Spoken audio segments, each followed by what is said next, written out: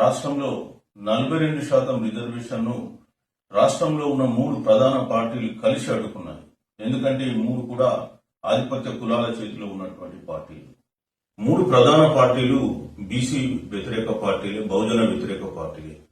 ముఖ్యంగా చూసినట్టయితే BRS party బీసీలకు 42% రిజర్వేషన్ రాకుండా అడ్డుకున్న వ్యక్తి, కోట్లకు వెళ్లి కోట్లలో స్టేలు తీసుకొచ్చిన వ్యక్తికి టికెట్ ఇచ్చి తమ బీసీ వ్యతిరేక ధోరణిని బహిర్గతపరిచినాయి.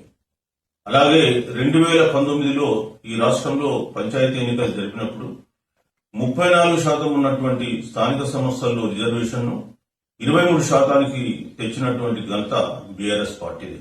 కనీసం ఆ పార్టీ బీసీలకు రిజర్వేషన్లు ఎట్లా పెంచాలనేటువంటి ఆలోచన కూడా చేయనటువంటి పార్టీ.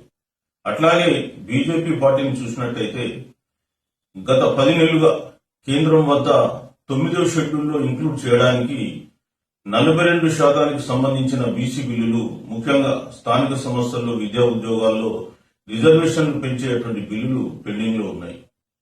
కానీ వారు ఎవరు అడగకుండానే వారం రోజుల్లో 2019లో ఈడబ్ల్యూఎస్ రిజర్వేషన్లు పార్లమెంట్ లో ఆమోదించి 103వ రాజ్యాంగ సవరణ జరిపి భారతదేశమంతా అమలుపరిచినటువంటి వాళ్ళు. కానీ బీసీల పట్ల వాళ్లకు మొదటి నుంచి కూడా చిన్న చూపే. అలాగే కాంగ్రెస్ పార్టీ విషయానికి వస్తే కామారెడ్డి డిక్లరేషన్ లో అధికారంలోకి వచ్చిన 6 నెలల్లోనే స్థానిక సంస్థల్లో విద్యా ఉద్యోగాలలో చట్టబద్దంగా 42% రిజర్వేషన్లు కల్పిస్తామని చెప్పి తూతు మంత్రంగా కులగణన జరిపి చెల్లని జీవోలిచ్చి కోట్లలో అవి స్టేలు పొందేలాగా చేసి బీసీల మనోభావాలు దెబ్బతీసినాయి, బీసీలను దగా చేసింది. సో అందుకే ఈ 3 పార్టీలు కూడా బీసీలను మోసము మరి దగా చేసినవి. మరి అట్టి పరిస్థితుల్లో మనం ఎవరికి ఓటేయాలి అనేటువంటి సందేహం మనకు రావడం సహజం. సో ఈ సందర్భంగా మీకు నేను తెలియజేసే విషయం ఏంటంటే, ఇప్పుడు కొన్ని బీసీల కొరకు కష్టపడుతున్నటువంటి పార్టీలు ఈ మున్సిపల్ ఎన్నికల్లో పోటీ చేస్తున్నాయి.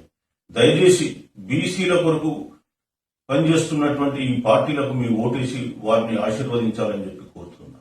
అట్లాగే ఈ పార్టీలు కూడా రంగంలో లేనప్పుడు ఇండిపెండెంట్ గా బీసీలు ఎక్కడైతే పోటీ చేస్తున్నారో అక్కడ బీసీలకు ఓటేయాల్సిందిగా కోరుతున్నాం. ఒకవేళ ఈ 2 పరిస్థితులు లేనప్పుడు బీసీలు ఎక్కడైతే నిలబడ్డారో వారికి ఓటేయండి. అదేవిధంగా ఎస్సీ, ఎస్టీ, మైనార్టీలు ఉన్నట్టయితే వారికి కూడా ఓటేయాల్సిందిగా కోరుతున్నాను.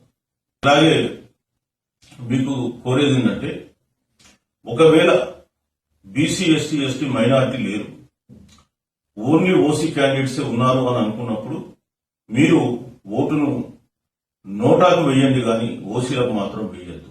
ఎందుకంటే గత వేల సంవత్సరాలుగా మన దోపిడీకి, మన అణచివేతకు, మన పీడనకు కారణం వారు. అట్లాంటి సందర్భంలో వారికి ఓటేసి మళ్లీ బానిసత్వాన్ని కంటిన్యూ చేయదని చెప్పేసి మీకు విజ్ఞప్తి చేస్తున్నాను.